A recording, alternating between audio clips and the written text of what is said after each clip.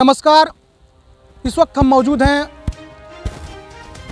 सिकंदरपुर विधानसभा क्षेत्र के। ये एक गांव आता है खरीद पुरुषोत्तम पट्टी निपनिया, यानी इसी गांव के नदी के किनारे एक छोर है जो घाघरा नदी बहती है। यहाँ खरीद दरौली पक्के पुल से कुछ ही दूरी पे ये आप इन तस्वीरों में देख सकते हैं कि जिस तरह से यहाँ लगातार आज कई महीनों से कटान हो रहा है।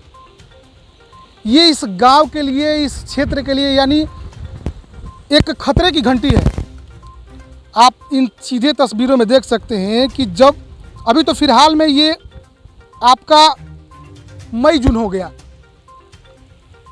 अभी जो बरसात का मौसम शुरू होगा तो यहाँ की हालत क्या होगी।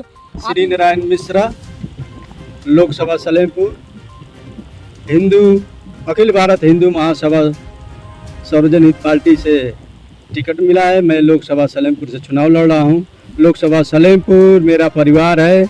मैं सबको बारंबार प्रणाम करता हूं और मीडिया भाई को भी मैं सबको प्रणाम। सिकंदरपुर के बगल में घाघरा नदी जो बहती है, यहाँ पर यह घाघरा नदी का कटान इतना बढ़ गया है, आप लोग देख लीजिए। इधर यह घाघरा नदी आपके बगल में पुरुषोत्तम पट्टी, निपनिया गांव, खरीद गांव, और यहाँ 5-6 महीने के अंदर इतना कटान हुआ है कि यहाँ जो है हजारों एकड़ जमीन नदी में चली गई है, जिसे खरीद, निपनिया, पुरुषोत्तम पट्टी के गांव के लोगों की गेहूं की फसल होती थी, ऊख की फसल होती थी, जो आज वह जमीन गेहूं और ऊख वाली खेती योग्य भूमि नदी में विहीन हो गई है। और यह मात्र 4 से 5 महीने के अंदर हुआ है, ऐसे गांव वालों का कहना है। और अभी आपका यह जो सीजन इस समय आ रहा है, 15 मई से लोग कहते हैं नदी में जल बढ़ना शुरू हो जाता है। तो 15 मई से अगर नदी में जल बढ़ना शुरू हो गया तो आप लोग देख लीजिए, नदी 50 हजारों एकड़ जो जमीन नदी में चली गई है 5-6 महीने के अंदर। उस हिसाब से अगर इस नदी के रुख को न बदला जाए, इस नदी को कटान को न रोका जाए, तो यह 15 मई के बाद जो पानी बढ़ेगी इस जल का, यह जल के पानी गंगा जी की कटान करते करते यहाँ पुरुषोत्तम गांव, निपनिया गांव, खरीद गांव, ये जो है जल में विहीन हो जाएगी। जो आज इन लोगों को अभी तक रोजी रोटी के लिए ऊख और गन्ने के जिसके यहाँ आधार है, उससे जीविका चलती थी, वो जीविका नदी में चली गई है। और इसके बाद आपका गांव पर इन लोगों के ये नदी जो है पहुंच जाएगी। इसको रोकथाम करने के लिए सरकार अभी तक कोई व्यवस्था नहीं की है।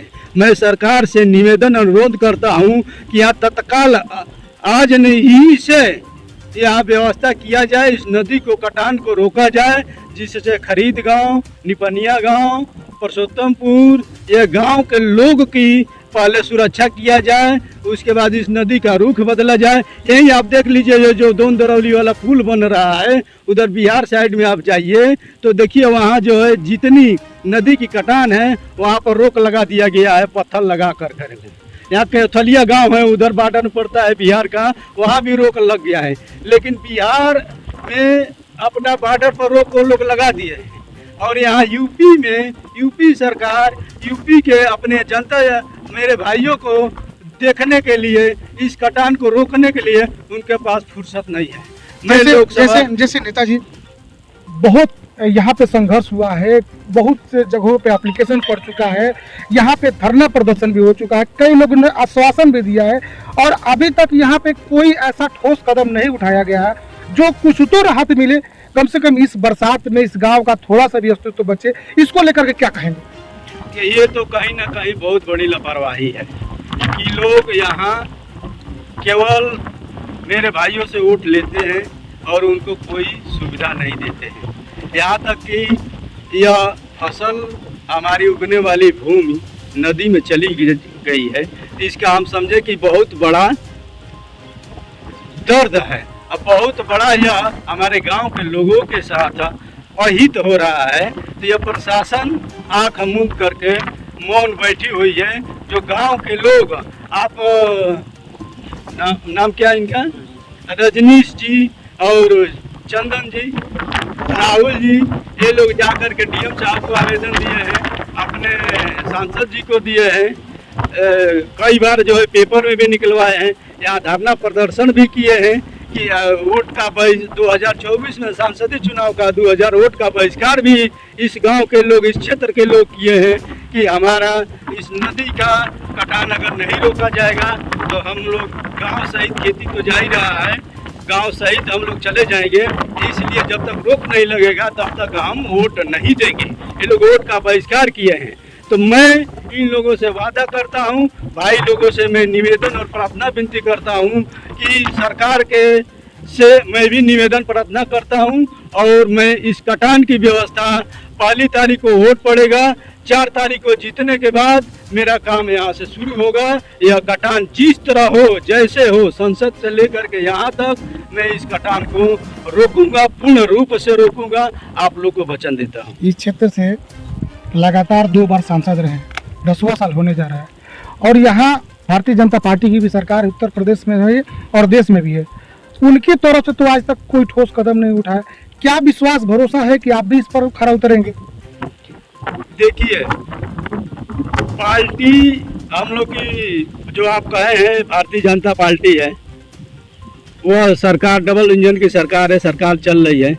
लेकिन हमारे घर में जो कैंडिडेट हैं वह, अगर हम चाहेंगे अपने घर का, अगर कोई मुखिया हो वो चाहे कि हमारे घर का नुकसान हो रहा है, उस नुकसान को हम रोकें तो अवश्य रोक सकता है।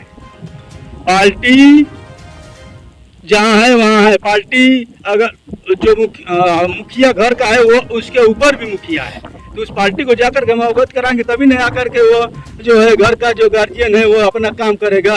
तो इसलिए यहाँ पर जो हमारा वर्तमान में कैंडिडेट है वह इसको निगलेक्ट कर रहा है, और हर जगह आप देख लीजिए जहाँ है वहाँ उनका विरोध ही शुरू हुआ है, और उनको लोग तिरस्कार कर रहे हैं, बहिष्कार कर रहे हैं, कह रहे हैं योगी मोदी की हमसे बैर नहीं, रविंद्र कुशवाहा की खैर नहीं। यही हमको सब जगह जनता के बीच में सुनने को मिल रहा है। अंतिम सवाल, अगर इस तरह का अगर ठोस कदम नहीं उठाए जाते हैं, मान लीजिए अगर इस गांव के लिए खतरा तो आप देख ही लिए कि होने वाला है, ईश्वर ना कर इस तरह का हो, तो अगर कोई ठोस कदम नहीं उठाई जाती है तो आपकी तरफ से क्या प्रक्रिया रहेगी? देखिए, हमारे तरफ से जो जीतने के बाद जितना होगा उतना इस बंदे को मैं रुकवा दूँ, इस पानी की धारा को मैं रुख को बदलवा दूंगा। अगर मैं नहीं जीतता हूँ तो गांव वालों के साथ मैं कदम से कदम मिला करके, ये लोग जहाँ कहेंगे, जहाँ धरना प्रदर्शन करना होगा, जहाँ चलना होगा, इन लोगों के साथ हर दुख सुख में इस बंदे को, इस पानी को, रुख को, गंगा जी के रुख को मुड़वाने के लिए मैं इन लोगों के रातों दिन कदम से कदम मिला करके साथ रहूँगा।